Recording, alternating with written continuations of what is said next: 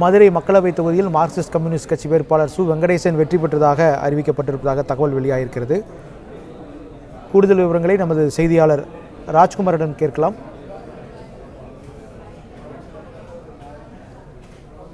தற்பொழுது மதுரையில் மார்க்சிஸ்ட் வேட்பாளர் சு வெங்கடேசன் வெற்றி பெற்றிருப்பதாக தற்பொழுது சொல்லப்பட்டிருக்கிறது.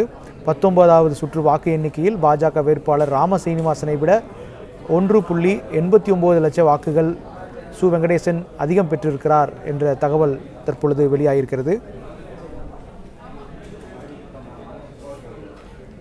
ராஜ்குமாரன், கூடுதல் தகவல்களை பதிவு செய்யலாம். மதுரை மக்களவை தொகுதியினுடைய வேட்பாளராக போட்டியிட்டிருந்த ஏற்கனவே மதுரையின் மக்களவை உறுப்பினராக இருக்கக்கூடிய சு வெங்கடேசன் தொடர்ந்து 2வது முறையாக தன்னுடைய வெற்றியை பதிவு செய்திருக்கின்றார். மதுரை மக்களவை தொகுதியில் 19வது சுற்று வாக்கு எண்ணிக்கை நடைபெற்று வரக்கூடிய சூழ்நிலையில் பாஜக வேட்பாளர் பேராசிரியர் ராம சீனிவாசனை காட்டிலும் கூடுதல் வாக்குகளை பெற்றிருக்கக்கூடிய சு வெங்கடேசன் தன்னுடைய வெற்றியை உறுதி செய்திருக்கின்றார். மதுரையின் மக்களவை உறுப்பினராக இருக்கக்கூடிய அவர் தொடர்ந்து 2வது முறையாக வெற்றி பெற்றிருக்கின்றார். 1,89,000 வாக்குகள் என்கின்ற ஒரு மிகப்பெரிய இடைவெளியில் சு வெங்கடேசனின் வெற்றி அமைந்திருக்கின்றது.